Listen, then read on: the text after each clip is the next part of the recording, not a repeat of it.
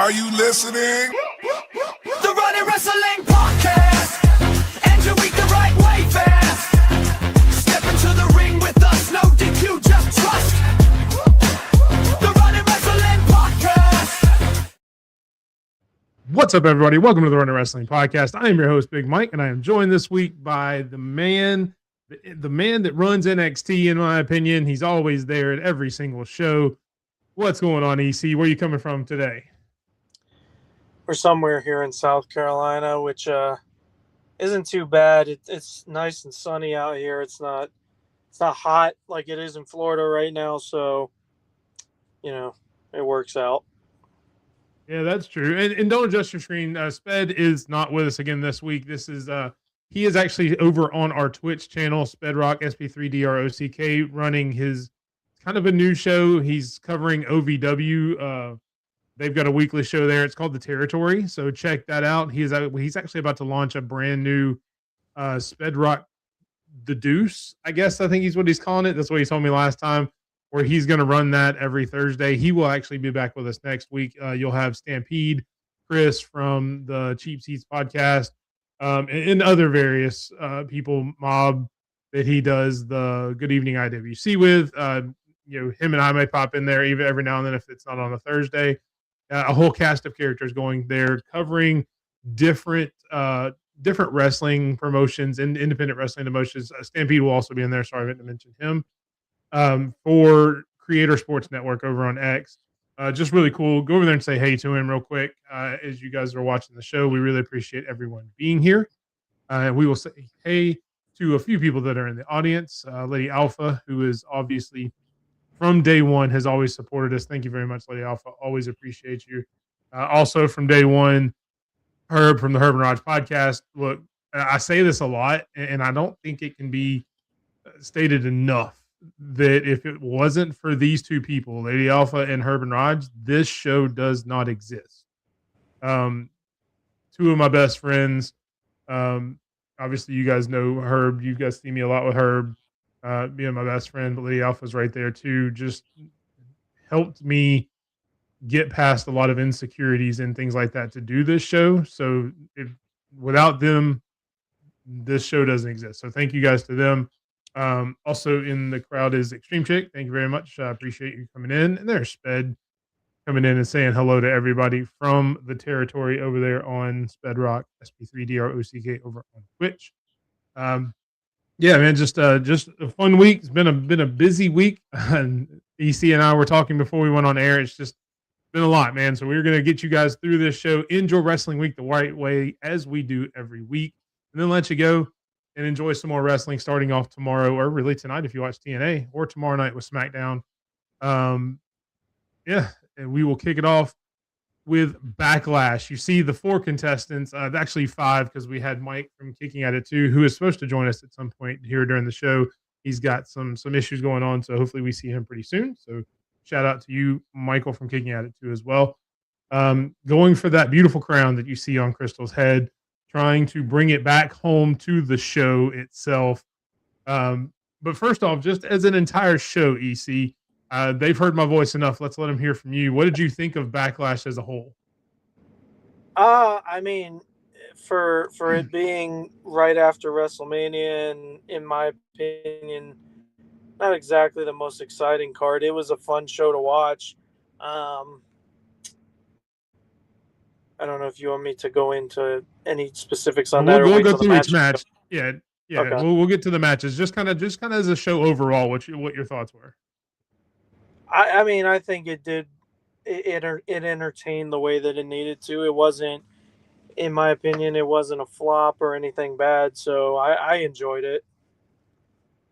Okay. Say hello to a couple people. Got to say hello to Carol because she's got to say hey to EC, obviously. Her favorite on the show, and then she throws me in there after the fact. So I appreciate you, Carol. Obviously supporting us. Anyway. Supported us forever. Came over from Herb and Raj and Randy's podcast, the How About Them Effing Dogs podcast. And we can't forget Zach, who gives us their national day every day. It is National Buttermilk Biscuit Day. And as a couple of guys from the South, we know a lot about buttermilk biscuits. They're so good. I'd Had love to me, have some right now for had, sure. I had me a nice chicken biscuit for breakfast this morning. So yeah, Hey, there you go. All right, so kicking off, we start off with Io Sky versus Asuka in what I thought was match of the night. To be completely honest, the best one that I saw. Very emotional match at the end. Io Sky getting the win. Asuka kind of passing the torch. Had that moment where they embraced at the end. I know we don't have a picture of it. Um, yeah, man. What do you think of the match? And is this it for Asuka? Do you think she's just? I know there's rumor that she's just taking some time off. But what do you think, and where does Asuka go from here? as far as Oscar goes, I think it's more than it's just a time off thing. I mean, look at how long Oscar's been going now. I mean, over a decade. If you even just on a WWE standpoint from NXT and then coming up to the main roster and all that. So I think, after Kyrie leaving and then this match, Io finally, what we discussed last week is Io getting her revenge for everything Asuka's put her through. This was the best, like you said, this was the best match of the night. I don't even think there's a close second on this one. Her doing the trying to spit the mist in Io's face and then hugging her after the match is hilarious too. So, uh, no, this was exactly what I thought it would be. I mean, Io and Asuka, you would expect. I mean, this could have been a WrestleMania match. So it was wonderful. Should have been a WrestleMania match if we're being honest. With everything else going on. Um, yes, and they reiterated it on Raw. They had kind of that moment before the show really kicked off with Io and Asuka kind of hugging, and Asuka pretty much saying that she's passing the torch to Io and she's going to take some time away. And a lot of tributes. Go back and just search Asuka on X, and you'll see a lot of the tributes that everybody put through, wrestlers, fans, everybody from in and around the business, pretty much the same sentiment. Thank you, Asuka, who has been incredible both before WWE over in Japan and in WWE, starting in NXT and then coming through to the main roster, and just being a legend and definitely a future Hall of Famer. So, Yeah, thank you for coming in, Christy. We appreciate you as well. yeah, and I Yeah, think. sorry. Go Oh, ahead. you're good. You're good.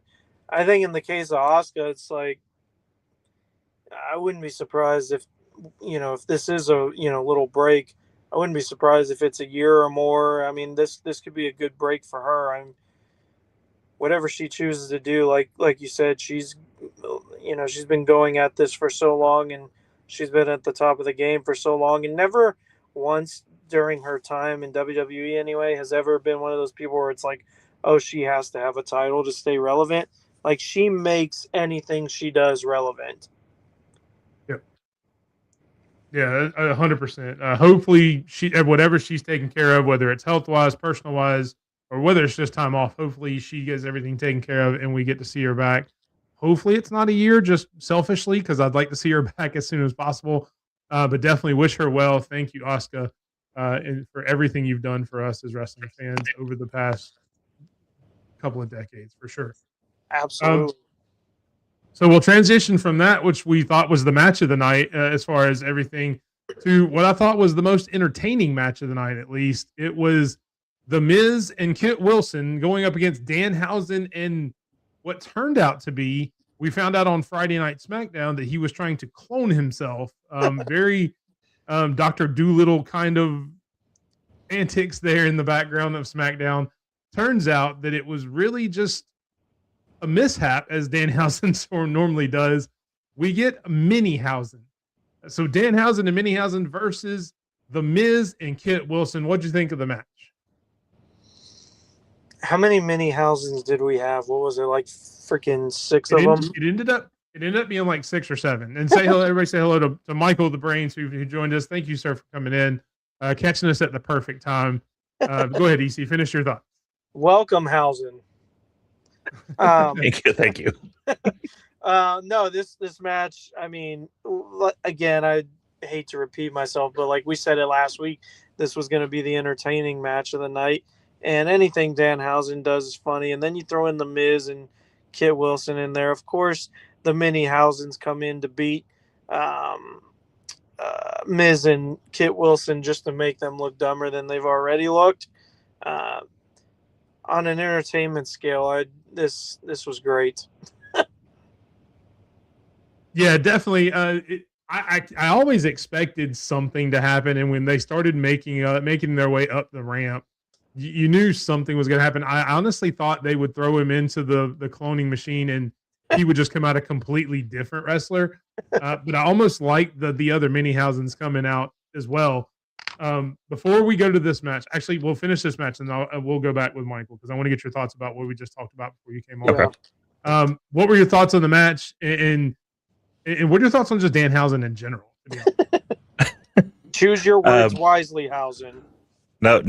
I am, to quote my friend Christy, who has fallen in love with Danhausen. I am a fan Hausen. There you go. Absolutely love it.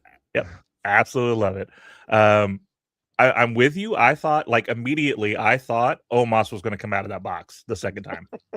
I thought it was somebody like that. Yes. However, he did explain the reason why it was a luchador is because he thinks Rey Fenix got in there at some point and the DNA got mixed up. So that's why it was a luchador. It was amazing. I mean, it was exactly what I thought it was going to be, which is a comedy match that was actually funny. It's not something they do very often anymore. I mean, we had a gingerbread man for 3 weeks and then he died and had a funeral. Which we'll get to here in a minute. Yeah, this was great though. This was amazing. Kit Wilson also doing his best work. Miz doing some of his best stuff. I loved the Lil Hausen, and I love the fact it was a AAA star too. Like they didn't grab just some random person; they grabbed someone with the company to have them do the bit too. It was great. Yeah, and for those who don't know, it was the former El Torito, who has been in WWE under a few different names, but El Torito is probably the most known persona that he's had. Such a great spotlight to put on him and the rest of the mini Housens. But I agree. I mean, you can't say how great this match was talking about Danhausen without throwing in Kit Wilson and The Miz. It's amazing what happens when you have a group of wrestlers who just get it. You don't have to go out and have a 5-star classic. I even put out a video right after the match on TikTok and shorts and stuff like that. You don't have to do that all the time. There is room for a comedy break. And that's exactly what this was. Being right there in the middle of the show, you kind of got to calm down. You didn't have to, worry about anything. You just got to relax and just enjoy wrestling. And this was wrestling. I've heard people say, well, dude, that's not what this was. This was wrestling. Wrestling started in the circus. So if you don't think this happened in wrestling back in the day, you haven't been following very often. So yeah, I mean, we talked about it last week. It's Barnum and Bailey. That's what wrestling should be. There should be a little bit of everything to see. Yeah, this was the fun clowns. That's what it was. Yeah, and I agree because, like, with most matches nowadays, you pretty much know what you're gonna get. This was a match where it's like, oh, what's Danhausen gonna bring out, or what's Danhausen gonna do next, or how are they gonna make Miz and Kit Wilson look stupid? Like I said, it's just it needs more of that. Yeah, and I've heard some people say online that don't do the surprises. Specifically Simon Miller, who I'm a huge fan of. He said that you've got to stop doing the mystery part, and it's more on us because I know for a fact I did it because I said it should be Invisible John Cena. We had CM Punk on the list last week of people who we thought it was going to be. We had various other people. So and I kind of get his point there, but you got to have some of this in there every so often, and I'm okay with it being a mystery partner as long as it lands like it did. Yeah. Don't just bring out Otis. With no offense to Otis, I'm a huge Otis fan, but don't bring out him or Tozawa, and that's who it is. And then it's just okay. So what? At least they did something entertaining and something a little different. Yeah. So just his next partner better not come out of a box. I'm done with the coming out of a box thing. Yeah, that's true, and it makes sense that it's a clone there. Yeah. But definitely, before we go to the next match, I did want to kind of backtrack a little bit. So the first match we talked about, Michael, was Io and Asuka. And obviously, with Asuka stepping away, I know you guys probably talked about it on your show. As a matter of fact, I knew you did because I saw it. just give your thoughts on that match in general. And we know Asuka's probably going to come back at some point, but just kind of your thoughts on Asuka. Well, so the match was exactly what I figured it would be, which is just a great showing between two girls who know each other very well. I mean, their back and forth goes from before WWE, even before NXT, but then they brought it back up in NXT. They brought it back when they both got called up. This rivalry is something that they know each other in and out, so it was going to be a great match. The twist is at the end when she looks disheveled, they hug, and then like she's waving to the crowd as they walk away. Everybody obviously jumping to, well, she was given the pay cut and she's leaving, she's been let go, she's quitting. Come to find out, it was just she's got some stuff she's got to take care of in Japan, and she wanted to take the time off to do it. So she was taking that time off anyway. Yeah. But yeah, and from all intents, it seems like it's going to be a very extended period of time. So, like we said before, we hope she gets back as soon as possible. Just love to see more Asuka on my TV. So. Absolutely, first ballot Hall of Famer someday. 100%. I said this. I said the exact same thing before you came in there. So 100%. Absolutely. In multiple promotions, in multiple countries, multiple promotions, just in general. Yeah, so for sure. Definitely deserved. And next up, we have the rematch from WrestleMania: Trick Williams versus Sami Zayn. Friday Night SmackDown. We obviously saw the funeral for the Gingerbread Man, which saw the return of Lil Yachty, who had been gone from a few weeks, who rose from the grave, so to speak. Best Undertaker impression ever. Ginger Taker, whatever. I somehow. And Taker look, is a ginger. As much as, kinda. As much as I bag on Sami Zayn, this was a really good match. Again, it was very entertaining. It went exactly how I thought it would. I'm glad to see Trick Williams show out. We didn't use Lil Yachty too much. We used him just enough, I thought. With all the celebrities and everything coming in there, with he had the kendo stick. Ultimately, Trick getting the win and hopefully moving on to a new feud starting this Friday. I enjoyed the match. I thought it was really good, and the right person won. Mike, what'd you think? Well, first of all, it surprises me that a person that we didn't even see coming has become one of the best managers I've seen in the past maybe 10 years. You forget he's there. He doesn't make himself part of the show. He doesn't make himself like the main event. He just pops in, like you got the little picture down there. Like he popped up on the apron. I'm like, oh yeah, Yachty's here. I forgot about that. And he distracts Sammy, and then he's gone again. Like he cuts out when he doesn't need to be there. The match was great. It didn't go the way I wanted it to go, but that's only because I'd bet on Sammy. But yeah, I mean, Trick winning makes all the sense in the world. He is The Rock. He is Booker. He's the next, big star. So yep.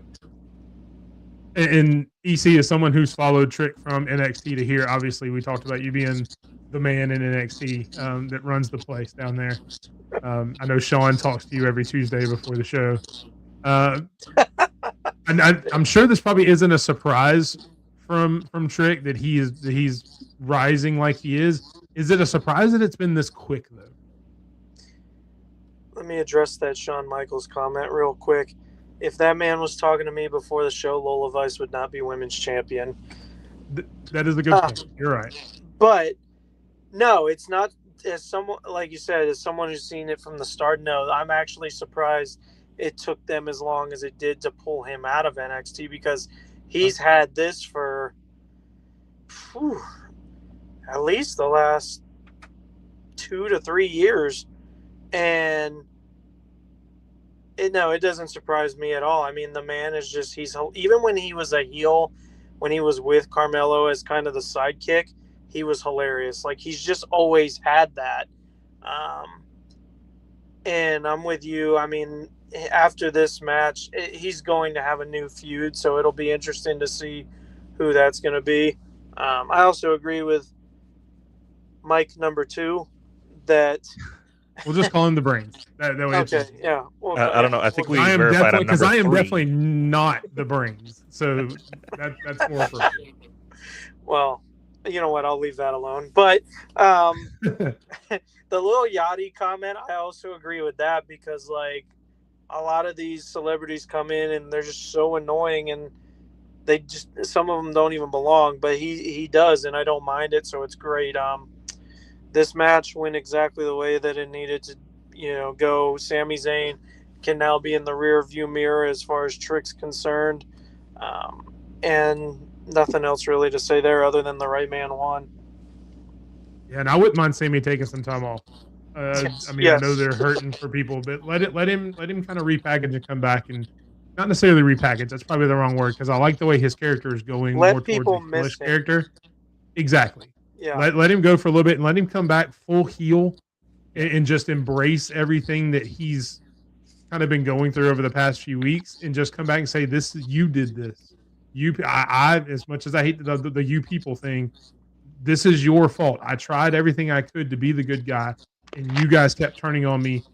Just look at what happened with Trick. You guys started chanting everything with Gingerbread Man and all this, and use the story that you've had in 6 months when he comes back, or 3 months, whatever, and make that into his heel character and actually dig into it, which I think would be really cool." Now, off of that, real quick, if you want the heel character, the perfect way to do this is obviously, like you said, go away for a little while and then come back and ruin a match between Carmelo and Trick. See, I don't want him anywhere near Trick at that point. I really don't. I want Trick to move on. As far as heel, that's the best way you're going to get him heat. It's true. That's a good point. Because we all want to see Trick Mello again. Yeah, I'm with you. I don't want Sammy anywhere near this again, but as far as him turning a heel, that's the best way to go.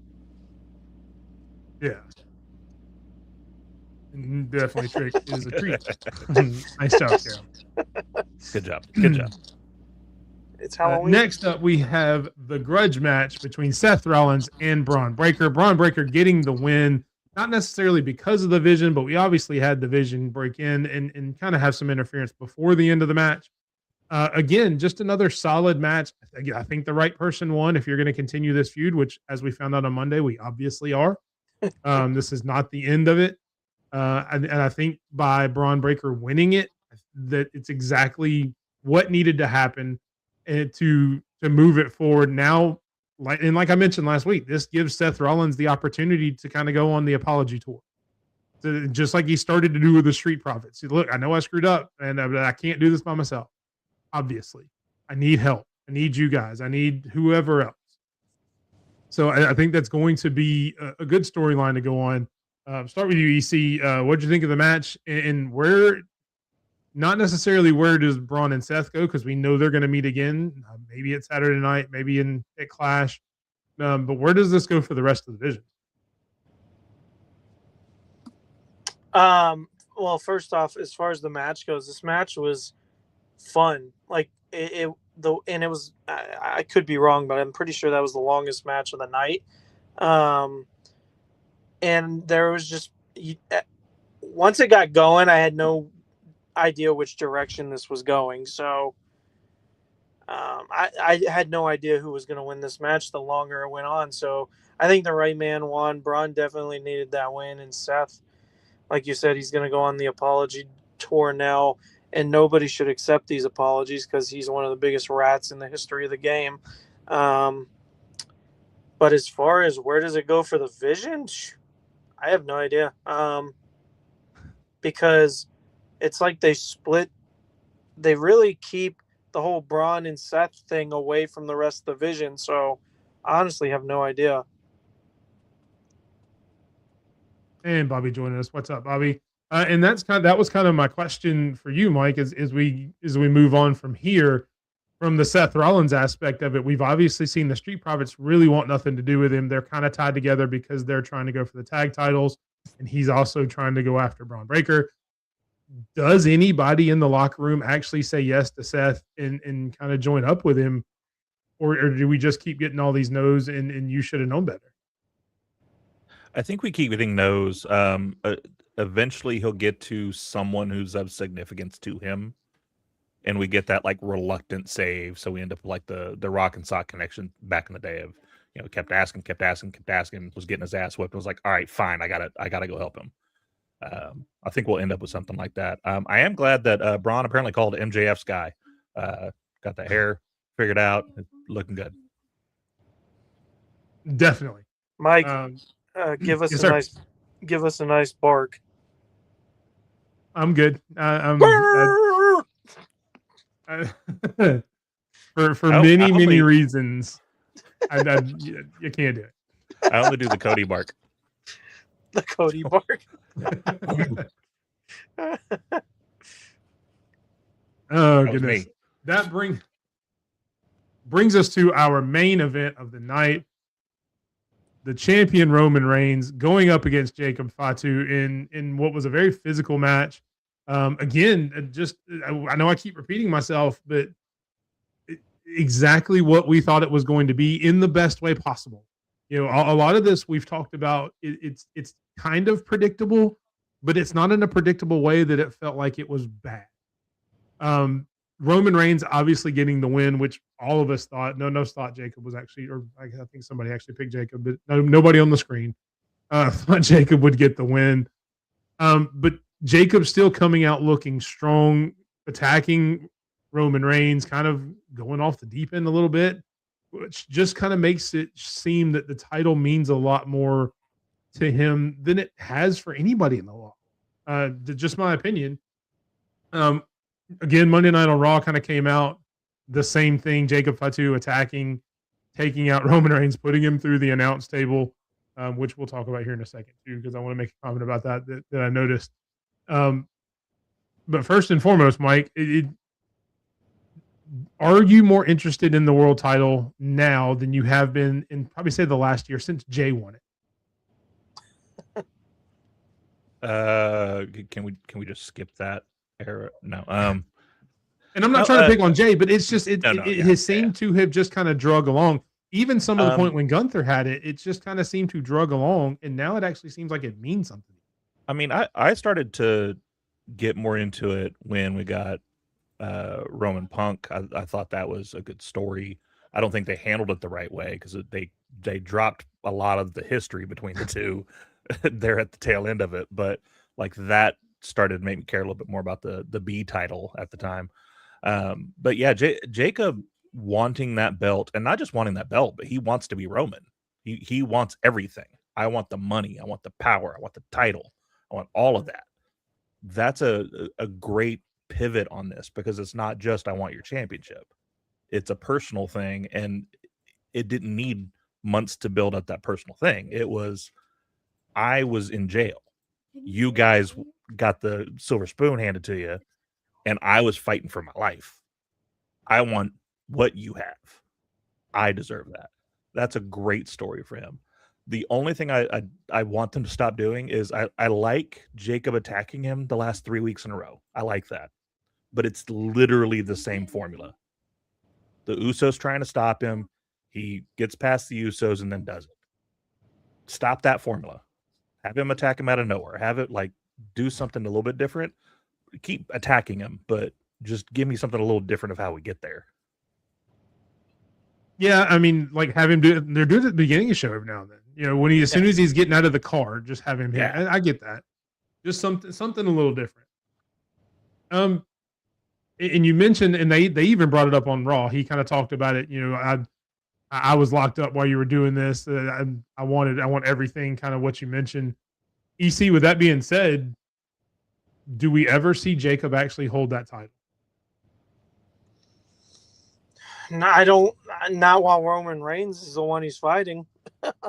But I only say that because we've been brainwashed into like that's our life. If Roman Reigns has that title, he ain't losing it, and much less the fact that he won it less than a month ago right now. So that's kind of like right now where I'm like, okay, where does this go now? Because I mean, Jacob's still attacking him, and obviously he's going to win another title shot, but I think we can safely say he's not going to win that one either. So, I mean, is it just like, oh, I'm going to beat your ass until you acknowledge me? What is this? See, I'm actually of the opposite opinion, which is why I wanted to get your thoughts on it too. And Michael, you can weigh in as well. The way they're doing it now, in kind of making it that much more intense, I think there's a chance that he actually does get the title at some point. Just to kind of have a culmination of this story that he's been doing, saying I need it. It's not that I want it. I need it. I need for everything that I've been through, from the time in jail, from the time that I've struggled. Even the Royce Keys part of it, where they're kind of reminiscing back in the day. And obviously that's going to give him a little backup when he needs it, when the bloodline decides that they want to mess around. I honestly think, I don't know that it'll be at the next PLE, maybe at SummerSlam they have the blow off. Maybe there's some way that Jacob gets disqualified but still wins or something because he just goes too far in the next match, something like that. Still sets up a third match because Roman still needs to prove that he can overcome Jacob. And then maybe at like a SummerSlam or Money in the Bank or something like that, Jacob gets the title and then they go on from there. It's just my opinion, how I think about it. Michael, do you think he ever wins the title? I kind of picture it the same way. I always try to hesitate with the booking my own show because I'm always devastated when they don't do what I want them to do. But yeah, I mean, it Trust me, I seems know. like that's what this builds up to. You've got Jimmy and Jay. Jimmy's already kind of flopping a little bit on the idea of Jacob, like he's family and da da da da. Jay's, you can kind of see that screw turning a little bit there too. Maybe eventually the Usos are like respecting him for what he's had to go through and kind of pushing for him to get the title, and then he ends up being not the heel, which he kind of is right now. He's the bad guy that's taken down the good guy, even though the good guy has been an asshole for the past decade. But we keep cheering the good guy every time. Exactly. No, I do not. But then, like, we realize, like, all that struggle he went to, it becomes a feel good story. The boyhood dream back in like the Shawn Michaels situation of like he's been fighting for this where everyone else got it handed to him, so he gets it eventually. I hope that that's where we're going with it. Yeah, definitely. But I mean, again, if it's going to give us more Jacob and Roman matches, I enjoyed the hell out of the match itself. Yeah. So sign me up for that. And I, kind of to Extreme Chick's point, we've kind of danced around it, but we hadn't, like you said, he actually looks more human than he did in his first run. So it's actually a change of character for him too, to show that vulnerability. Yeah, him on the ground choking words out because he just had the death grip on him. Like it was perfect. It gives that chink in the armor. It gives that kryptonite of there's something that hurts Roman. Yeah, and even I don't know if he really got caught on the barricade spot at the end of the show. Either that or he sold the shit out of that because he acted like he was about to die. Yeah, that man. Good on him. That man sold it like his head was about to burst.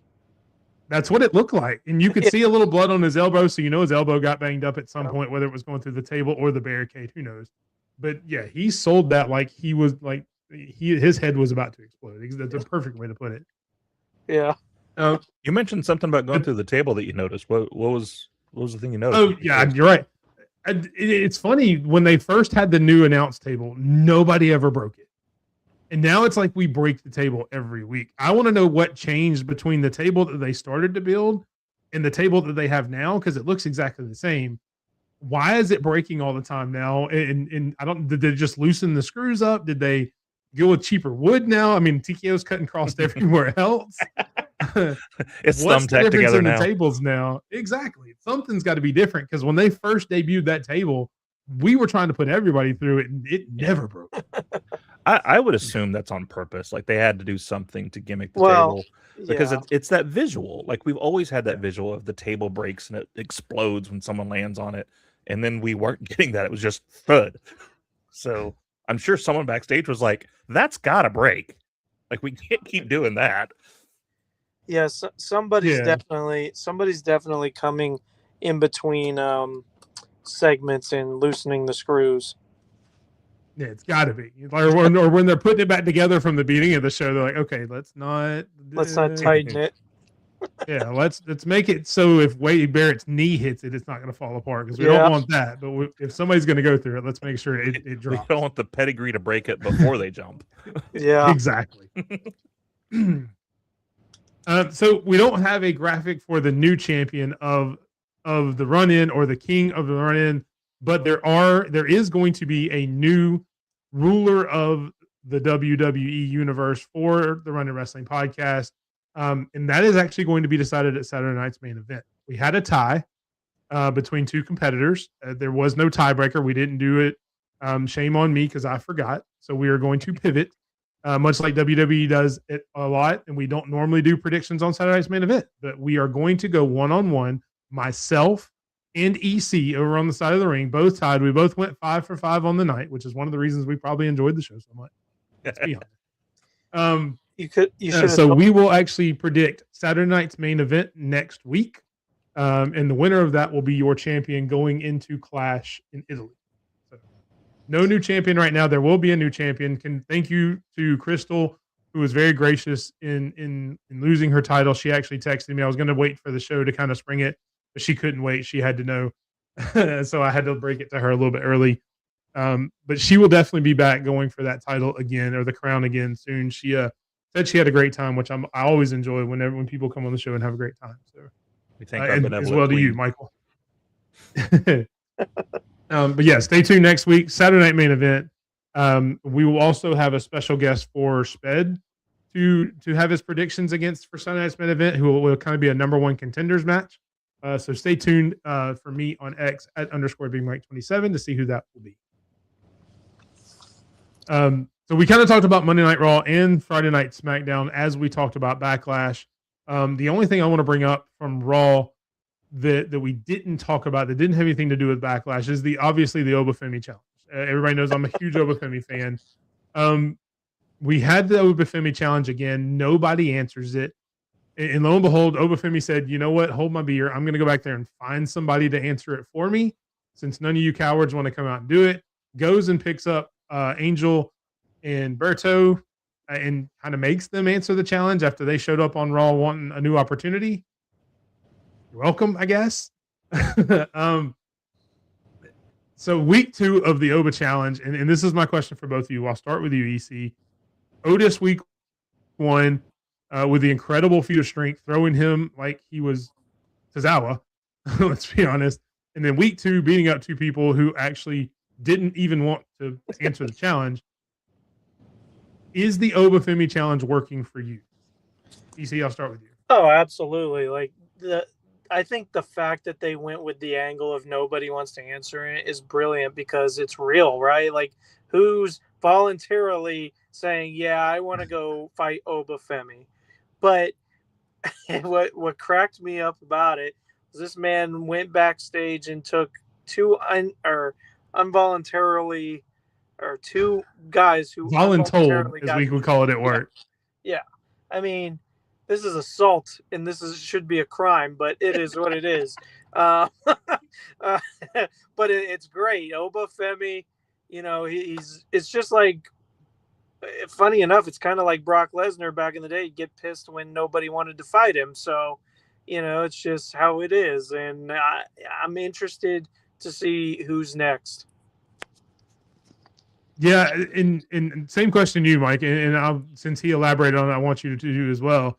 Is the challenge working for you? Are you enjoying it? And who do you think, if anybody, answers it next week? So I do love the gimmick of nobody wanted to. The only problem I have with that is you have a lot of big names that were back there, and none of the big names wanted to step up.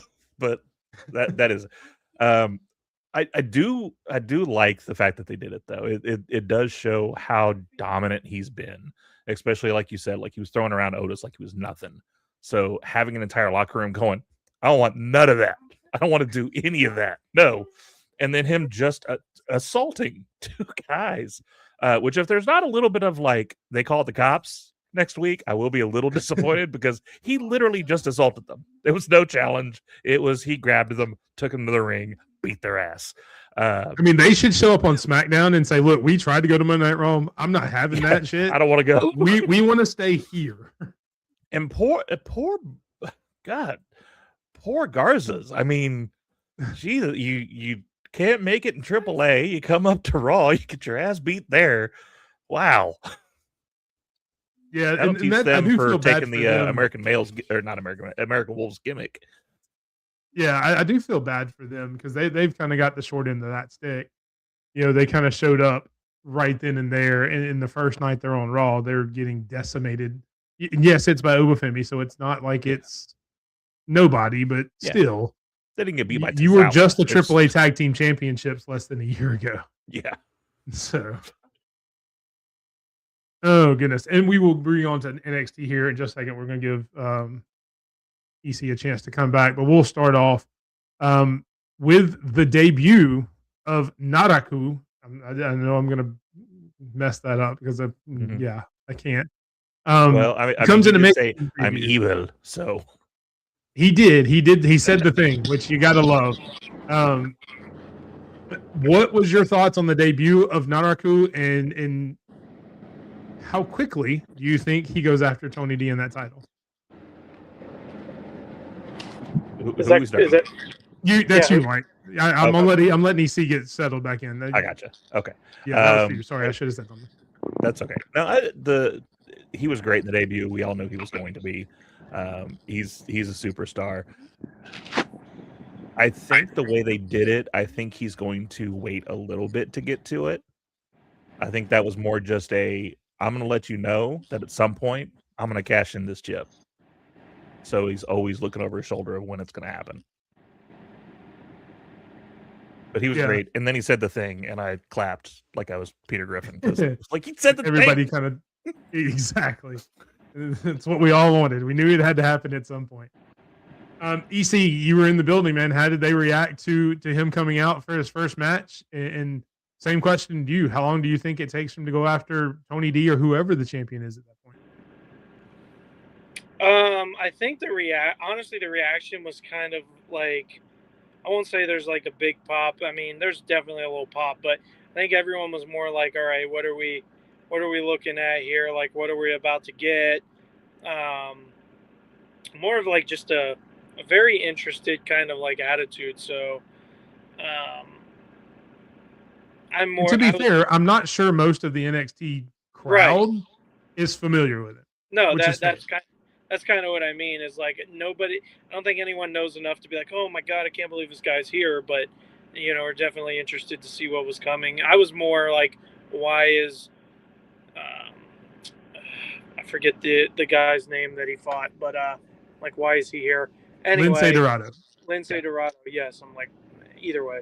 But as far as him going after the title, yeah, I think he needs to create a path of destruction before he does that.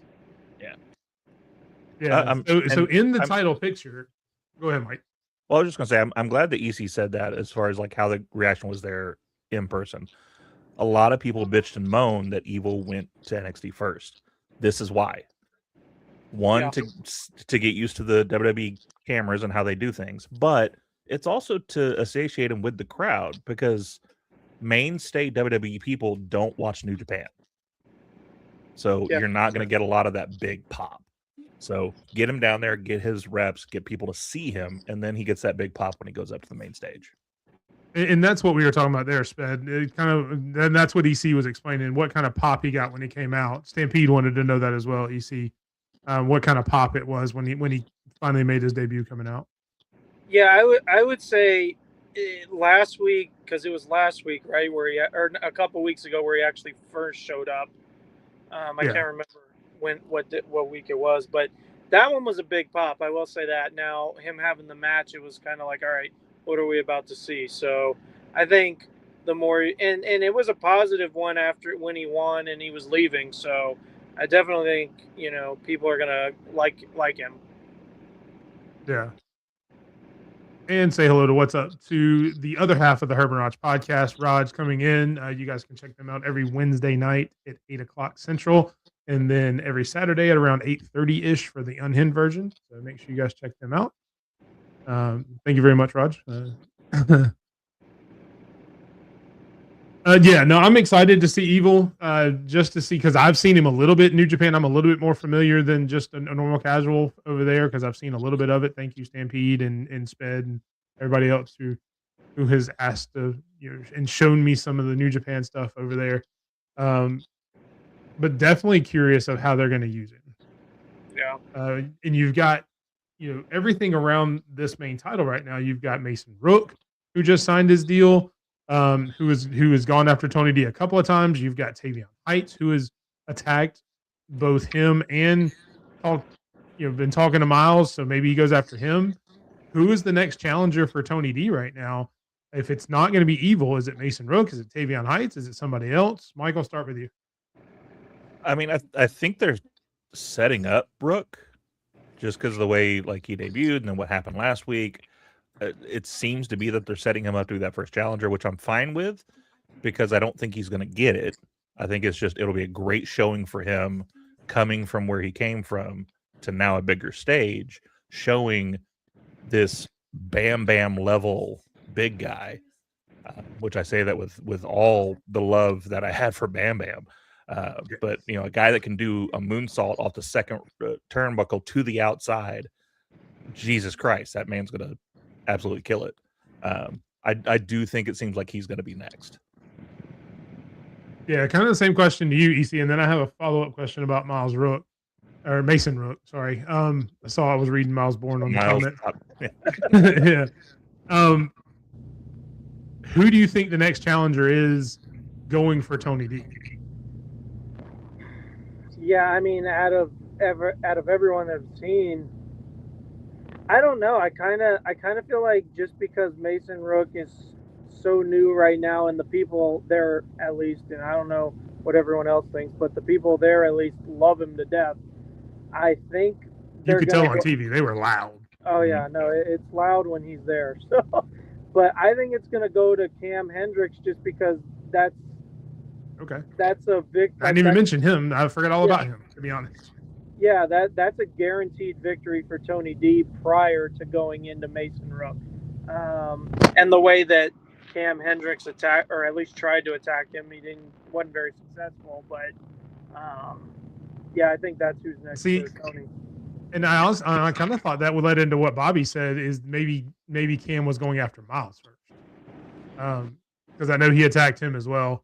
But my follow-up question is, I heard the chants. I heard everything that was going on in the crowd. Do we get to see Mason Rook's debut match against somebody in Birthright, like Charlie Dempsey, and then have his dad actually come in and get body slammed? Just saying. Please do. That's awesome. Just so you can chant when he will body slam his dad. I hadn't even thought of that, but if he goes out there and body slams Finley, I will lose my shit. Finley, William Regal, I don't even care if it's Santino. If he comes out for some reason, anybody, just not Brian Pillman. He's got to body slam somebody's dad at some point. Not Brian Pillman. Well, that one would be a little tough. You gotta go to like Big Boss Man levels to get that, digging people up. And stuff. Where's Pepper? Oh, wow. But no, if Mason Rook goes against anyone in the Birthright, I'll love it because, we're not, I could care less about the Birthright. Lexus King cut a promo prior to their match. It was probably during commercial break, but man, booed the crap out of him. Nobody's here for Lexus King or the Birthright. I would tell you I could remember if he cut a promo, but I kind of tune out whenever he's on TV. So yeah. Which is very disappointing because I had high hopes for Pillman Jr. when he came in. And even when they changed his name to Lexus King, I thought he was going to do something good. But if you ever want to talk about WWE fumbling somebody, I mean, there's so much more he could have done than what he's doing. So there's still time to change it. But I mean, that's a whole other story. That whole Birthright thing. Like I was excited when they got together initially because I'm like, great. Everybody here needs a turnaround. Everybody here needs to be a little bit repackaged. This is going to do it. And then the next week they're like, they're dad's bitches. That's what they're here for. Well, but even still, and we've said this a number of times. Me personally, if you're going to join Birthright, like your initiation into Birthright, you should have your music come on, whether it be Connors, whether it be Dempsey, whatever. Your Tron comes on, and then halfway down the ramp, it cuts. and you get new music, you get a neutron using your birthright name, whether it be Regal, Finley, whatever. And that's how you get introduced into the birthright. That would make that alone, just that little change of how they bring them in, would give so much more effect to this group. Show a physical change in the people you're bringing in is the reason why they're there, not just comedy acts around Lexus King, which is what it seems like it is. And I get the, like, they don't want to license the real name. I get that. Is there something wrong with licensing a different first name? I mean, keep the first name that you've got. It's Uriah Connors is what he's going by. Let it be Uriah Finley. Yeah. Just change. You've got Charlie Dempsey. Let it be Charlie Regal. Yeah. Charlie Regal sounds like an old British dude that was going to try to whoop your ass. It just does. Charlie Dempsey, prior to this birthright thing, and obviously the entertainment side of the hold on, ring. I can't set my phone, but anyway, the Ring QCC. There you go. He was actually a badass, and they've kind of messed that up. Yeah, a little bit. Yeah, so hopefully, maybe he breaks away from this after a while and gets the change. But we will move on to the next match. We had a opening tag team women's match. Tatum Paxley and Lizzie Rain versus Zarya and Nikita Lyons. Lizzie and Tatum get the win, which actually leads to Tatum offering Lizzie a North American title shot next week, which I'm very excited about. What do you guys think of the match, and who do you think wins the North American title match next week? EC, I'll start with you, even though I kind of know what you're going to say. As far as the match goes, this was great. I mean, it was fun until Zarya decided to do what Zarya does and leave somebody in the dust. In her defense, she didn't want to tag with her in the first place. It wasn't the same. It's kind of not really the same. Oh God, yeah. But Tatum and Lizzie, that was a fun pairing. I mean, they're great. As far as the title match next week, you already know. I refuse to take that title out. Tatum Paxley should be champion for the rest of her life. So, but I love Lizzie. I think sky's the limit with that girl. So, but yeah, I'm a Tatum Paxley guy. All right, Mike. Same question. What did you think of the match? And who wins the match next week? I can't say it any better than he did. I mean, the match was great. It's 4 amazing women, absolutely killing it. That finish of Rain is like a thing of beauty. Anytime I get to see her and possibly see that finisher happen, I'm down. I do agree though. I think Tatum keeps it, not just because I love Tatum, but I think this will be a good spectacle for Rain to just get her more eyes on her. But she'll come up short. She'll be that champion when either people the level of Tatum move on to the main roster, or she moves back up to the main title. Then we'll need someone to carry that banner in the middle. Which, speaking of, I've heard rumors that TKO has talked about more call-ups, midsummer. Could Tatum be part of that? Just quick yes or no. I think so. I don't see why not. Yeah, I mean, for sure. I mean, now we're at the point. I mean, Tatum finally getting a title run worthy of, or a decent title run, something she didn't get with the NXT Women's Championship. So whenever she loses this, there's no reason for her to be still sticking around in NXT. Yep. and we have given this woman, not Tatum, but we've given Nikita Lyons a lot of shit on this show, rightfully so for some of her performances in the past. I agree 100% with Bobby here. She has shown that she has improved leaps and bounds over anything she used to do before she went to Evolve and started training again. She's gotten in better shape. Not that she was in bad shape to begin with, but she's focused on her craft a little bit more. I'd still like to see her without that huge coat that she comes out with because it's very distracting. That's just a personal thing for me. But 100% agree that she has improved a ton in the ring over the past year or so. Yeah, I agree. Sure. night and day. Yeah. And that I'm the same way, Carol. I wish they would give her a different kind of character. She's got the martial arts background. Let her be like the MMA kind of fighter. And stop with the Nikita multimedia BS. I'm not a fan of that. But just I'm gonna pick one or the other. Like that's the thing. She comes down with the coat and the glamour and all that stuff, and then she does like the sparring in the middle of the ring. And to me, it's an offset. Like it doesn't fit together. Do one or the other. Don't show me all the karate stuff before the match. Just give me the glamour stuff, or drop the glamour stuff and just be a badass that kicks people's asses. One of the two.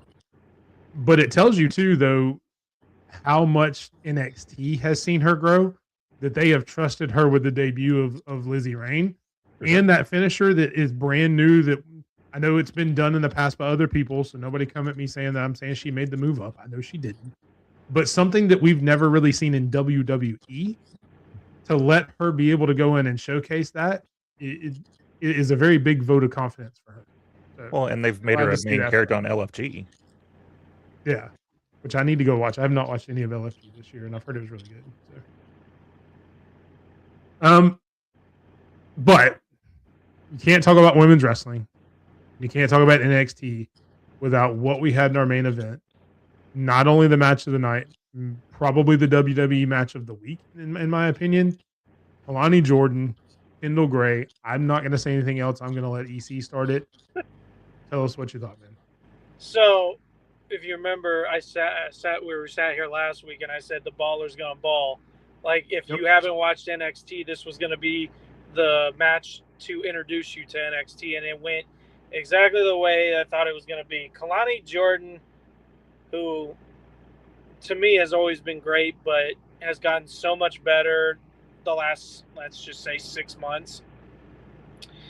And then you've got Kendall Gray, who she gets better every match. So, I mean, she gets all the praise in the world for a reason. Kendall, I agree. I'm over here reading the yes, with that one. Kendall Gray, I said it the night of Backlash when someone posted, or after they did the John Cena thing. Kendall Gray is going to be the first John Cena Classic champion. That is my pick, and I'm sticking with it.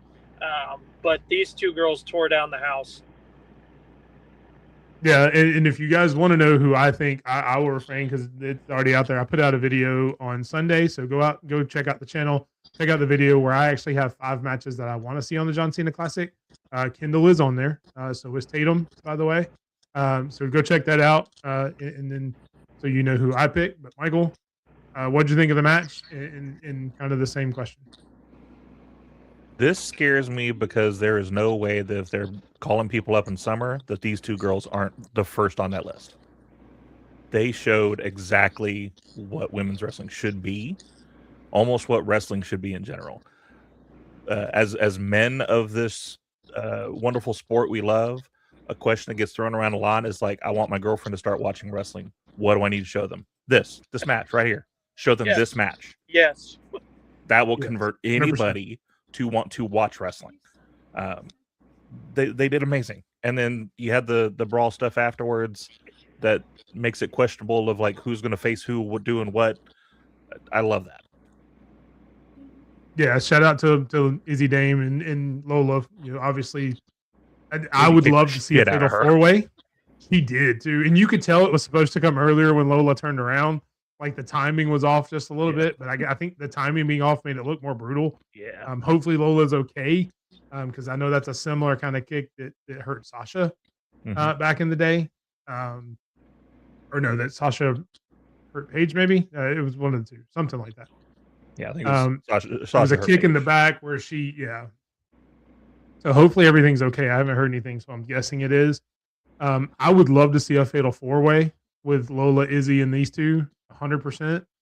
That would be amazing. I will say this, and it might surprise you just because you know how much I love Kendall, but I think Izzy Dame should be the next NXT Women's Champion. Thank you. Finally, some love for the calling. No, I know you didn't mean it for the I did entire not group. mean I know it. you didn't, but I'm taking it. Absolutely not. But Look, Izzy, a rising tide raises all ships. If she wins the Right. title, the culling wins the title. So I'm with Give Spears some credit, damn it. no, what's going to happen is Izzy's going to win that title and realize she doesn't need those two frauds. So, but Izzy is. This is not a surprise to you. We don't like Spears, other than you. You don't like Spears around here. But Izzy is the full package as far as what you need is that top. I have to use the word top bitch heel girl. She's so good, man. She's so good. Yeah, she will be the most. She will be helped the most by like somebody like Blake getting called up, because now there's no Blake, Izzy kind of who's the top heel there. It's 100%, no questions asked. It's Izzy. She's it.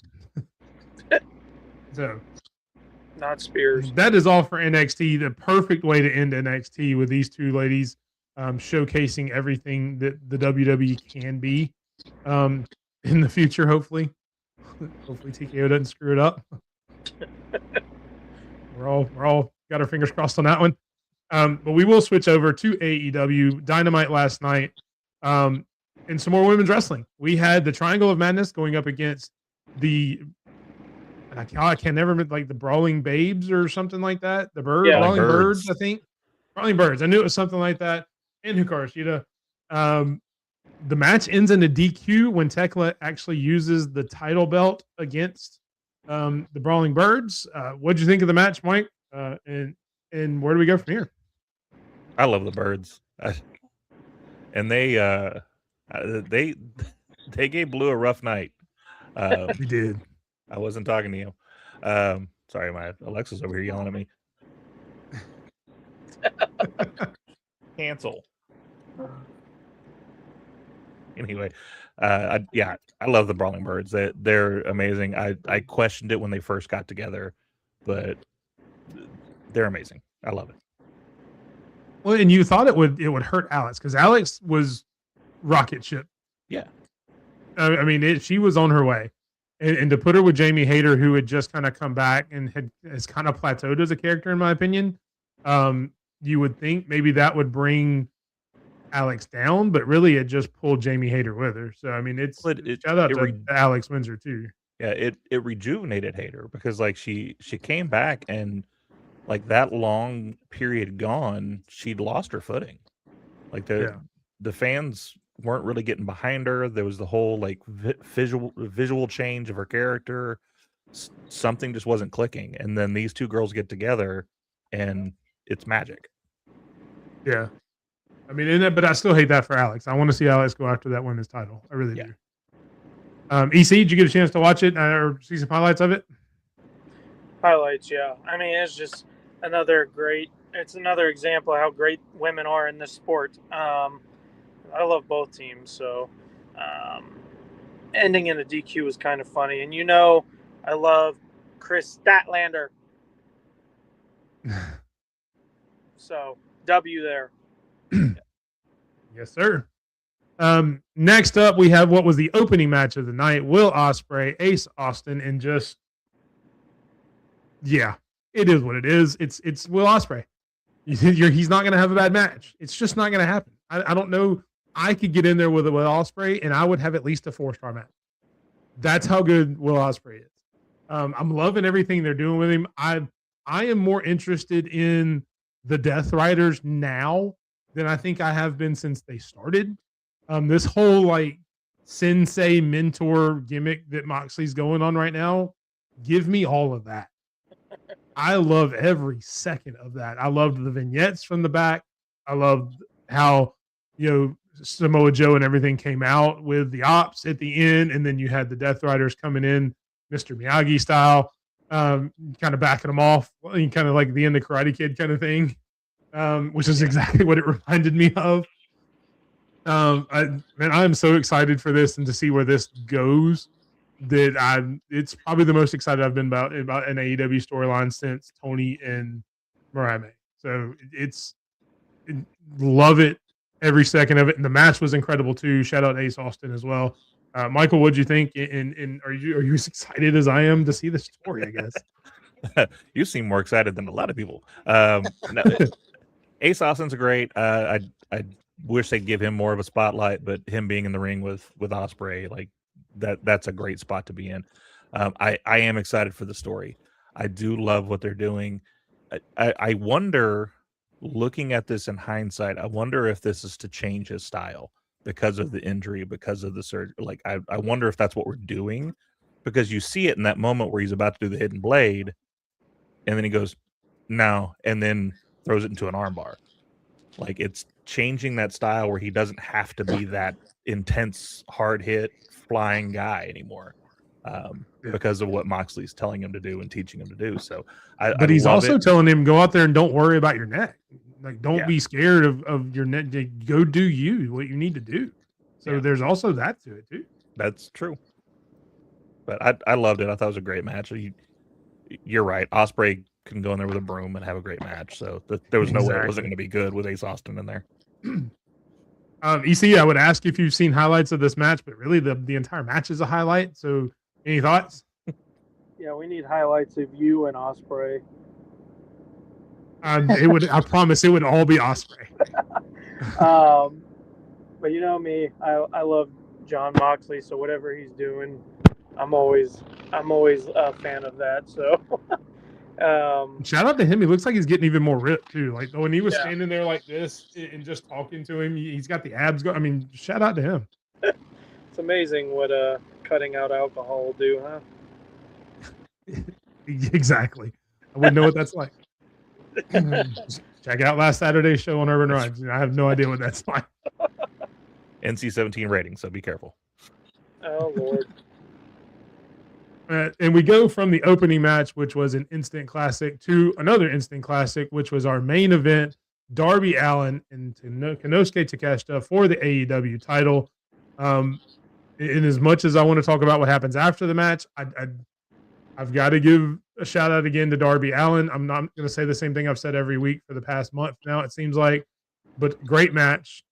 I'm a huge fan of Takeshita, obviously one of my favorite wrestlers. And it's Darby Allin putting on the show, and I'm here for it. EC, what'd you think? Yeah, like I'm kind of following you where I'm like, I hate to say the same thing every week, but I don't know how this guy is still walking, much less being the AEW champion. So you kind of know what you're getting out of these two. It's just I can, when it comes to Darby Allin, I can never get over the fact that he's able to do these things. Yeah, and I'm anxious for next week because I know Speedball said he wanted to go, and I don't know what I'm going to get out of that match. I've liked Speedball some, but I'm a little anxious. I don't know how it's going to turn out. I'm sure it'll be fine. So I'll turn to that with you, Michael. One, what'd you think about the match, obviously, and what do you think we get out of Speedball in Darby next week? I love the match. Darby. Actually, first I want to say something. I've seen a lot of people talk about 5 defenses already from Darby, 1 from Roman Reigns. We're talking 2 entirely different animals. Darby's character being the one to basically do an open challenge every week. Yeah, that's who he is.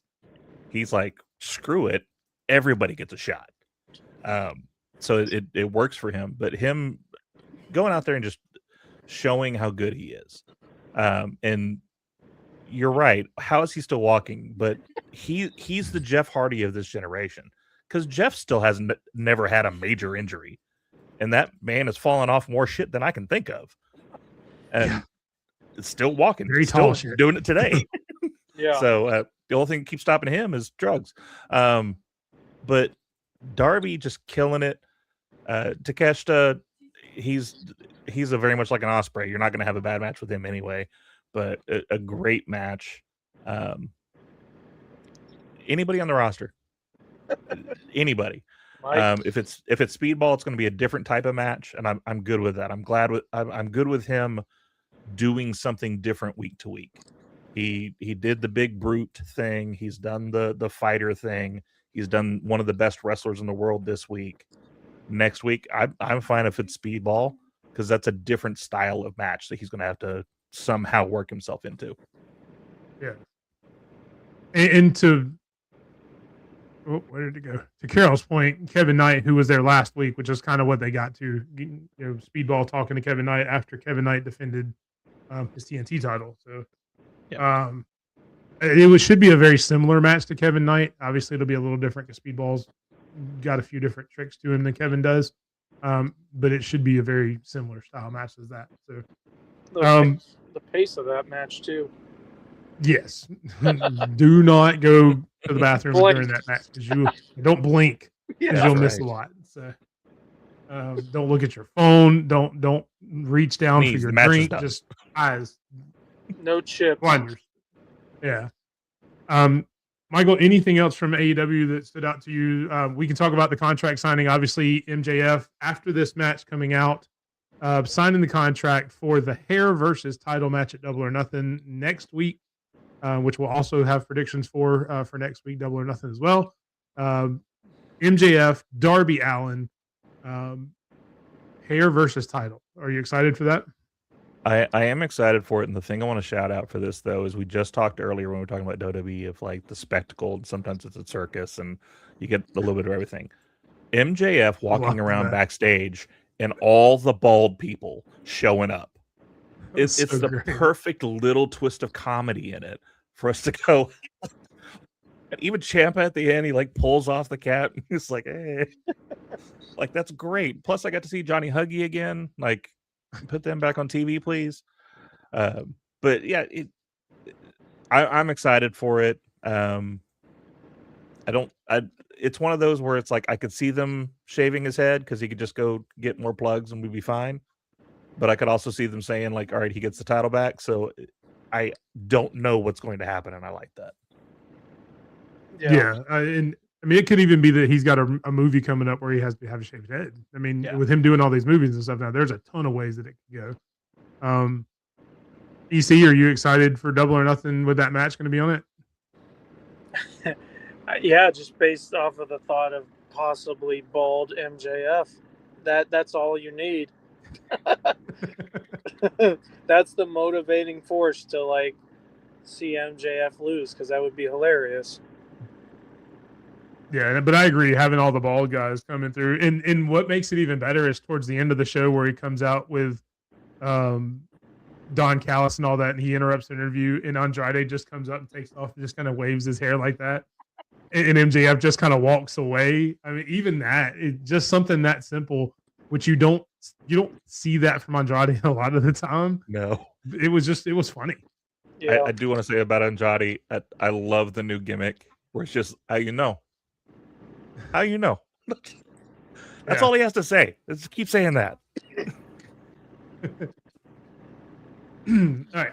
So that will wrap us up with AEW. That is all the shows for the week, which brings us to everyone's favorite segment of the week, Stampede's World of Wrestling, as we go around the world to find out the best matches from last week.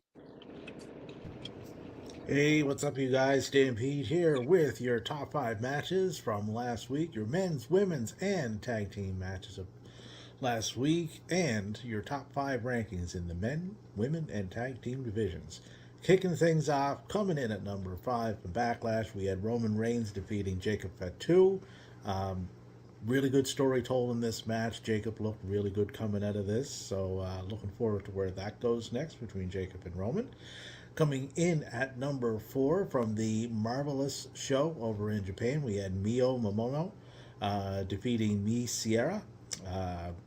Really quick match. It was 6 minutes and 43 seconds, but it was really good. If you like fast women's wrestling, that's the match to check out.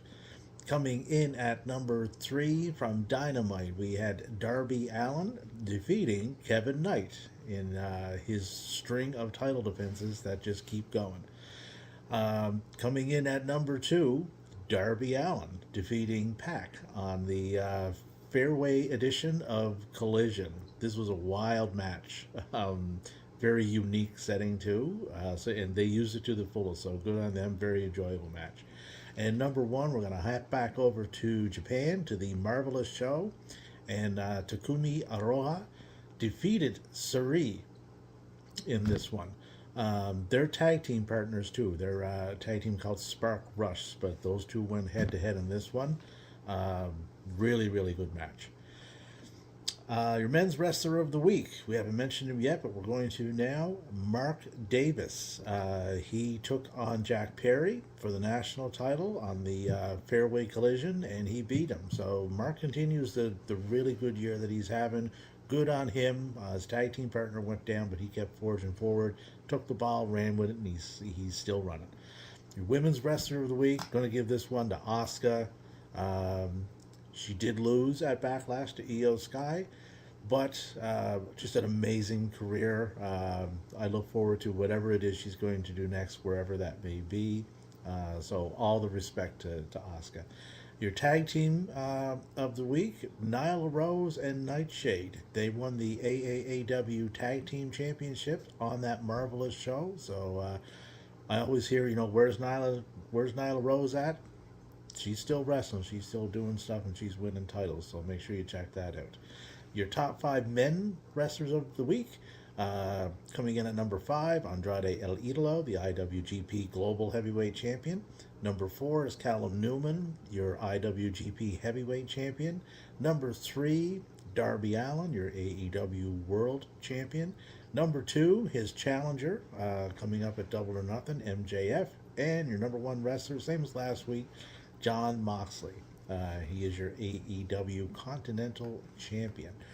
Your women's top 5, coming in at number 5, is Tekla, your AEW Women's World Champion. Mayu Iwatani, she's the Marigold Superfly Champion and the GHC Women's Champion. Number 3 is Shihiro Hashimoto. She is your Sendai Girls World Champion. Number 2, Sari.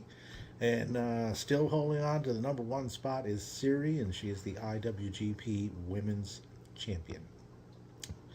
Your tag teams.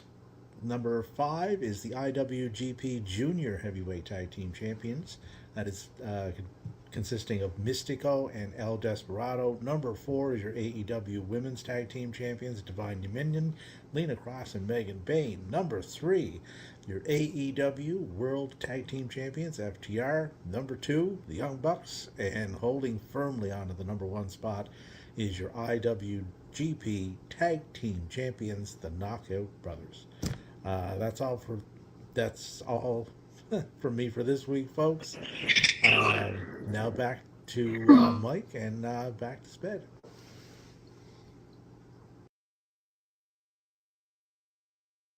Thank you so much, Stampede. I appreciate you coming in every week and taking us around the world, getting us out of our WWE or AEW bubble. Even though obviously there's some matches in there from that every now and then, but just showing us some showcasing some talent from around the world. Very helpful, very insightful. So thank you so much. Moving on to the Twitter post of the week. First up, Dixie Carter has apparently turned down several invitations to appear on Dark Side of the Ring as they're doing a 3-part TNA series. Question is, do you agree that she needs to be there, or do you even care to see Dixie Carter in that? I know she was a vital part of TNA, but are you interested in seeing Dixie Carter on Dark Side of the Ring, Mike? I mean, it would add to the story, but she really just kind of picked up the scraps of what happened. So, I mean, it's not vital to Jeff's story. It would be good to kind of have that, like, what she had to do when she took over for TNA. But I don't think it's necessary for Jeff's side of the story. Yeah. And shout out, he came in while Stampede was doing his video. What's up, Maddox, my brother? What's going on? EC, same question. Do you care to see Dixie Carter in the TNA Dark Side of the Ring, or do you just think she's good sitting it out? No, I don't think it needs her. I don't really know what she could say that would be interesting to hear. So no, I'm not really that interested. And I'm sure with or without her, Sped, they will mention that they will tell her in the story. Like, they're not going to leave her out altogether just because she's not there to talk about it. She's just not there to defend herself. That's on her. Yeah. So, I mean, that's whatever. We tried. Also, Kevin Nash. Making a lot of comments about TKO. Mike, I know you guys talked about it. I won't go over everything. You can pause and read, or you can go and just look up Kevin Nash on the internet right now, and it will throw everything at you. But essentially saying that he wants the wrestlers to unionize for better pay and better conditions. I mean, kind of a dumb question, but do you agree with this, Mike? And is it weird having to agree with Kevin Nash on something? Absolutely, especially lately. It's weird that I agree with Kevin Nash on anything. However, there's a guy. His name was Jesse Ventura. Do some talking, because he had a whole PowerPoint presentation ready to go before Hogan squashed that. Yeah, I mean, I've said that for years, and that's just because I know wrestling is this weird carny thing that is different from everything else. It's not real. It's not fake. It's somewhere in between, depending on what we're talking about, whether it's the stories or the action, or the sport, or whatever. But they're actors, so why are they not in SAG? Like that, they're playing characters. That seems that it would be a no-brainer. And why haven't they had some sort of I don't even want to say unionization, but just some sort of standardization of what it is to be a wrestler, because they're all still just contractors. Yet, if you fire them, they can't go anywhere for 90 days, and they can't work anywhere else. And that's not a contractor; that's an employee. So why are we not just calling them employees and giving them those benefits? So here's my follow-up to that, and then EC, I'll get your thoughts. With that being said, if they unionize, if they do anything like that with SAG after anything like that, do you think that could effectively kill the independent scene? Those promotions that couldn't pay the rates that you're going to have to survive on a SAG after, and having to pay all the dues, everything like that, would that hurt your independent scene? I don't think so, but that's just because, if you look at unions now, I'll use grocery for example, because I worked grocery 15 years. I worked for 2 grocery stores that had a union, 2 that did not. So the indies, obviously, they're a little bit more. I look at them more like a construction company. They're hiring people to do the job, and that's really all it's there for. So maybe they don't unionize. It's just if you get on the main stage, if you get on television, if you become a bigger property that is having contracts with Netflix, with USA, with TNT, or whoever, that point is where we cut on and say, okay, now it's a union job, because they're making contracts and decisions on television. And I think it to me, it saves the wrestlers in that case, because then we can't have these just random cuts like we're having. It's more to it than just we want them gone. Yeah, that's a good point. I didn't even think about that part of it too. But EC, would you think about unions in wrestling, and what do you think would happen?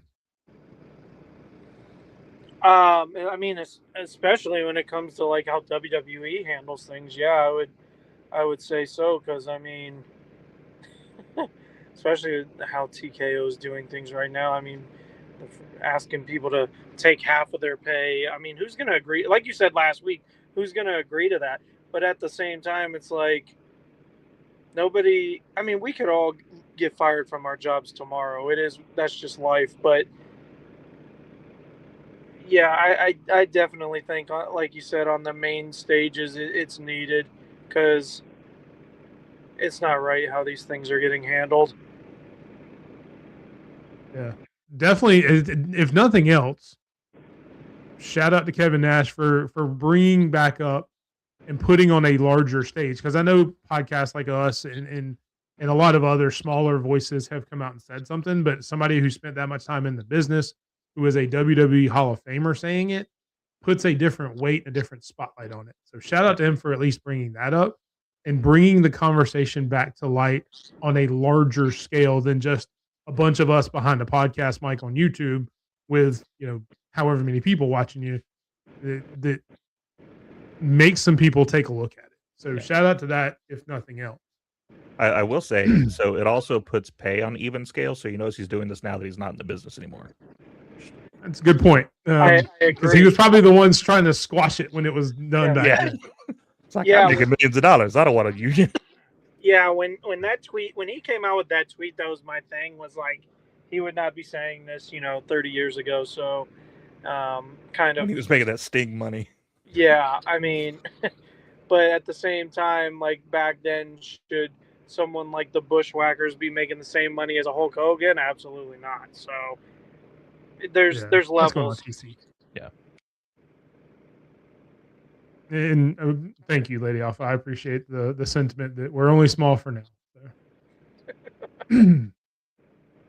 All right, brings us to the Tri Matchmaker Challenge, and we have a special video that we're going to play before we do this. Hey, what's going on with everybody? Welcome into the Tri Matchmaker. All right, and we got a good one. I did this one for EC. All right, we got Kendall Gray, Jamie Hayter, Alicia Edwards, and Saya Kamatani.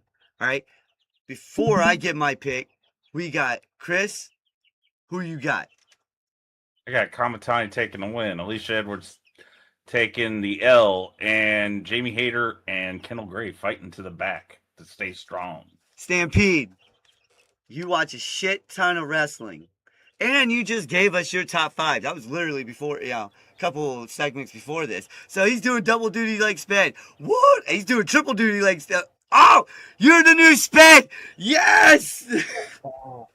Who you got, brother? I do watch a ton of wrestling, women's wrestling too.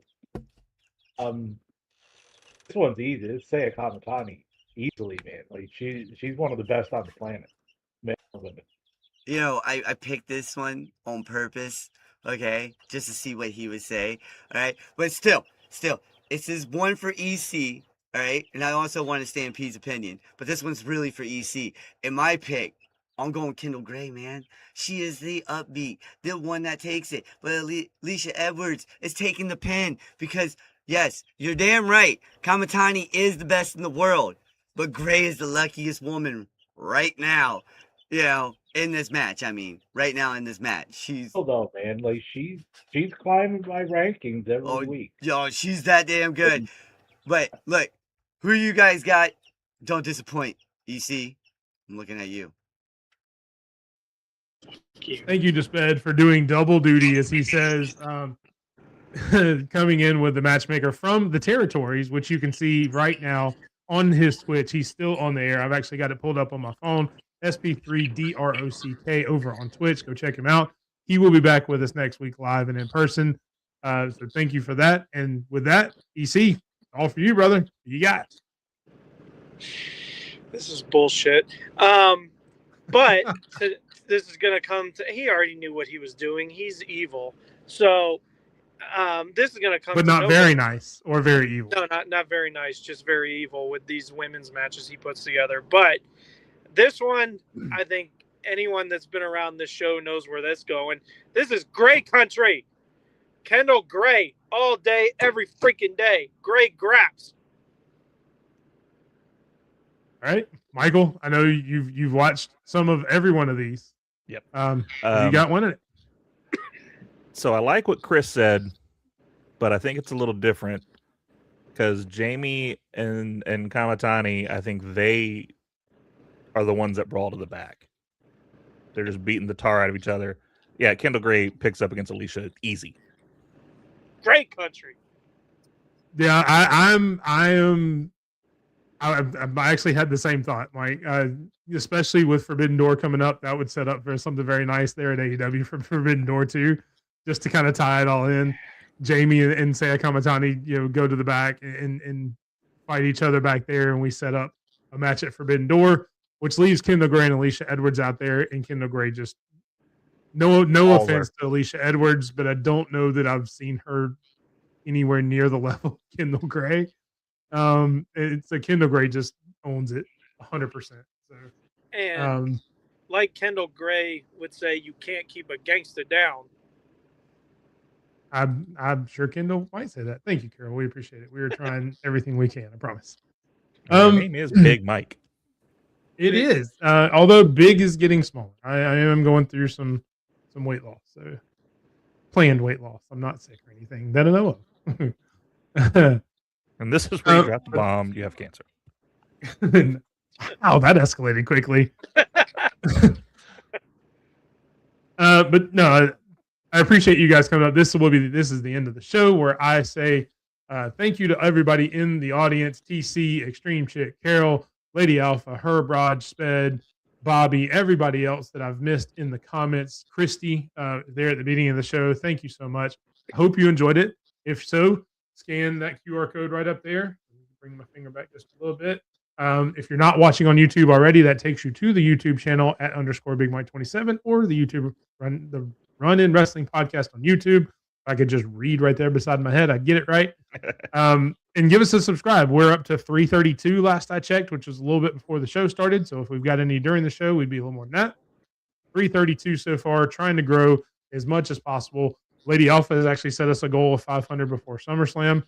I would love that. That would be amazing. So let's do everything we can to get there. Tell a friend. If you've enjoyed what you've seen tonight, if it's the first time you've seen us, welcome. It's not normally our show. Michael is a great friend of ours of Gimmick Table Media. You see down below me. He will come in every so often to help us out like he did tonight, pinch hitting for Sped. With that, Michael, let everybody know where they can find you.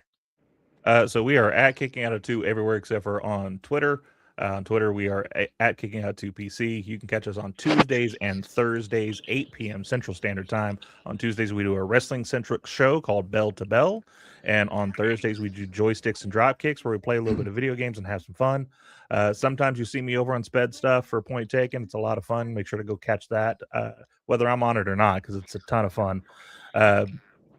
You can catch me personally at horrorwrestling.com. I got to say that very slowly. That way you don't end up on the wrong side of the internet. HORROR wrestling at Twitter for just me. You can catch my partner, Tori. Make sure to catch her too. And we will be on here in about 30 minutes. So catch us here in a little bit. All right. EC, other than being here talking great wrestling with us, tell everybody else where they can find all the amazing photos that you take of wrestling. That's ECBITW on both Twitter and Instagram. Instagram with a underscore at the end. So yeah, that's where all that good stuff is. All right. And I am, as you can see, at _Big Mike 27. You can find me on all socials at that. You can also find me at the Run In Wrestling Podcast on YouTube, as well as at Big Mike 27. At _Big Mike 27. Check us out. Like, subscribe, do all of the things. Tell a friend. We are trying to go. That brings me to the final word. Yeah, you guessed it. He's back. The final word from Sped. All right, what's good with everybody? Next week, I am back personally as Chris will be running territory on Sped Rock Deuce for the first time. Next Thursday, he will be right here on Sped Rock Deuce. Well, he will be on Sped Rock Deuce, I'm sorry. 6:30, doing the behind the scenes with 3 other people. Well, Mob and Stampede, and then another guy as well. And then I will be returning to defend that beautiful AEW shield. Look at that baby above me. Not one freaking soul has been able to take it from me in over 100 days. And it's not going to happen again. You fools. You fools. Oh, I'm bringing back a certain dance here soon. All right, I'm unretiring a certain dance. See you guys next week. Peace.